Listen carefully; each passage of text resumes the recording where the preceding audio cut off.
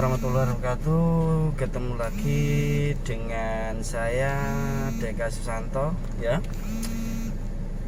Teman-teman, di bulan puasa ini mari kita jaga kesehatan dan beraktivitas seperti biasa ya. Bagi teman-teman yang mengalami kegelisahan karena pinjaman online ya, pinjaman online kalian sudah telat bayar atau gagal bayar ya, atau masih mau bayar tapi belum ada uang untuk membayarnya ya. Hari ini saya akan berbagi tips untuk mengatasi hal tersebut ya, untuk gagal bayar ya.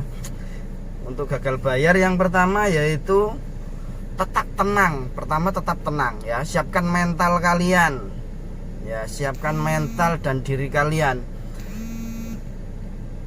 Jadi kalian harus tetaplah tenang ya, jangan panik ya, jangan gelisah ya. Memang tekanan dari DC ini membuat hari-hari kita ini tidak tenang ya. Tiap menit, tiap jam ya, tiap hari kita ditelepon, di WA dan lain sebagainya ya. Maka dari itu yang pertama yaitu hati kita ini harus tenang ya. Tenang dulu, tenang ya. Kuasai dulu diri kita ya, jangan panik ya. Tidak semudah itu DC itu menyebar data kita ya. Mereka juga berpikir, karena juga ada undang-undang untuk penyebaran data, itu juga ada undang-undang ITE-nya ya. Jadi kalian tetap tenang saja, jangan panik ya. Terus yang kedua ya, yang kedua, kalau kalian ditelepon DC atau di WA ya, itu akui saja, kalian mengaku saja kalau memang kalian punya hutang ya, memang itu tanggung jawab kalian. Dan nanti kalau kalian sudah punya uang, itu kalian bayar ya. Nanti kalau sudah punya uang kalian bayar ya. Kalau kamu bilang begitu, tapi jangan pernah bilang tempo waktunya ya, karena kalau kamu bilang tempo waktunya pasti dikejar. Kamu bilang 3 hari lagi ya, 3 hari lagi itu kamu pasti terus dikejar ya. Kamu dikatain maling, penipu dan lain sebagainya ya. Jangan bilang seperti itu. Kamu bilang belum, hari ini belum punya uang, saya masih berusaha untuk mencari ya. Saya masih berusaha tetap mencari. Kalau ada uang kamu bayar ya. Itu terus aja kata-kata seperti itu kamu kamu katakan ya, bila perlu ya. Kamu bilang saja, di data-data kamu kan sudah lengkap, KTP, KK kan itu sudah masuk di sana ya. Kamu bilang saja data sudah lengkap, alamat jelas, silakan datang ke rumah dan selesaikan ya. Kamu bilang begitu. Di semua aplikasi, tidak semua lokasi itu ada debt collector yang datang ya. Hanya di kota-kota tertentu ya, kota pusat kota yang ada DC-nya yang datang ke rumah. Tapi kalau daerah pinggiran atau daerah yang pelosok itu tidak mungkin dia datang ke rumah ya. Sekarang kamu bayangkan hutang 500.000 ya, untuk bayar debt collector datang ke rumahmu ya, rugi pihak sana ya kan ya, jelas rugi. Apalagi saat kamu di sana di rumah, kamu tidak ada di rumah, atau kamu juga ngasih tempo lagi untuk datang 5 hari lagi, jelas tidak mungkin untuk datang. Tapi kalau di kota besar ya, itu kebanyakan masih ada beberapa yang datang, tapi hanya beberapa aplikasi saja yang datang. Jadi kamu jangan panik, pokoknya intinya mental kamu jangan panik, siapkan dulu mentalnya ya, jangan takut kamu disebar data ya. Yang ketiga ya, sebelum DC menyebarkan data-data kamu ke kontak yang ada di HP kamu persiapkan dulu ya, disiapkan dulu ya. Kamu broadcast semua kontak yang ada di nomor kamu bilang ke mereka ya, bahwa data kamu telah dicuri untuk pinjaman online ya. kamu bilang tidak tahu menahu ya. Itu saja untuk persiapan. Barangkali nanti kalau ada orang yang yang memberikan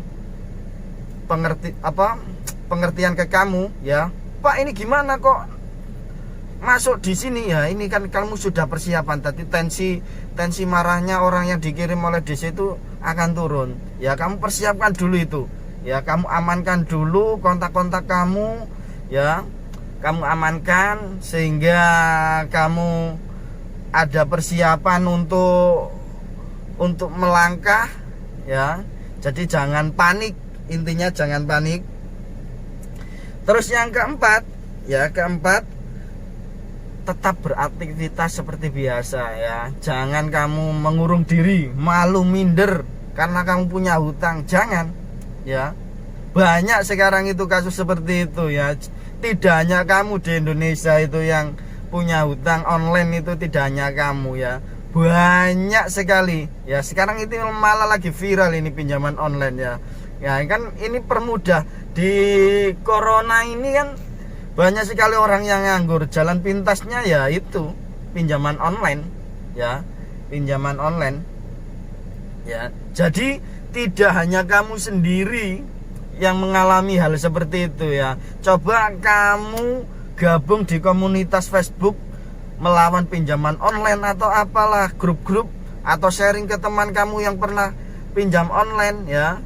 Ya, jadi kamu lebih tenang ya. Jadi kamu harus tetap beraktivitas seperti biasa, kerja biasa, kumpul sama teman juga biasa ya. Jangan sampai kamu minder, mengurung diri hingga kamu stres, akhirnya kamu bisa mengalami bunuh diri ya. Jangan ya.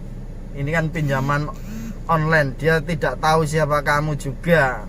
Dia hanya tahu alamat kamu, yang diserang hanya data dan kontak-kontak personal kamu ya. Terus yang kelima, kalau kita sudah siapkan diri kita, mental kita semuanya, kita mulailah kita ya bertobat ya. Kita mengakui bahwa hutang yang kita lakukan adalah hutang online, itu adalah riba ya. Makanya kita perlu bertobat ya, minta maaf kepada Tuhan ya, minta maaf kepada orang-orang ya, sehingga kamu bisa melanjutkan hidup kamu ya, dan berjanji tidak akan pernah hutang lagi ya. Jangan sampai kamu hutang lagi ya. Kalau kamu hutang lagi, apalagi di pinjaman online lagi, itu masalah tidak akan pernah clear, tidak akan pernah selesai ya. Jadi kamu bilang ke DC-nya dari awal tadi ya, kamu belum punya uang ya. Kamu belum punya uang. Nanti kalau kamu sudah punya uang baru kamu bayar ya.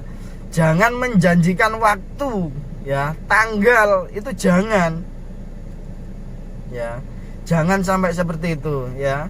Semoga itu tadi beberapa tips dari saya. Semoga teman-teman yang dilanda kesusahan karena pinjaman online ini bisa agak tenang, agak santai ya.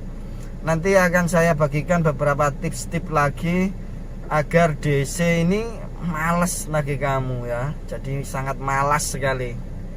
Malahan dia tidak akan pernah lagi telepon dan WA kamu ya. Sampai di sini, terima kasih. Wassalamualaikum warahmatullahi wabarakatuh. Dan jangan lupa subscribe YouTube saya, karena subscribe itu gratis, dan like dan komen kalau perlu ya, biar kita sharing di sini supaya kamu juga lebih tenang ya. Jadi kamu merasa di dunia ini tidak kamu sendiri yang mengalami pinjaman online. Ya, sekian dulu. Terima kasih.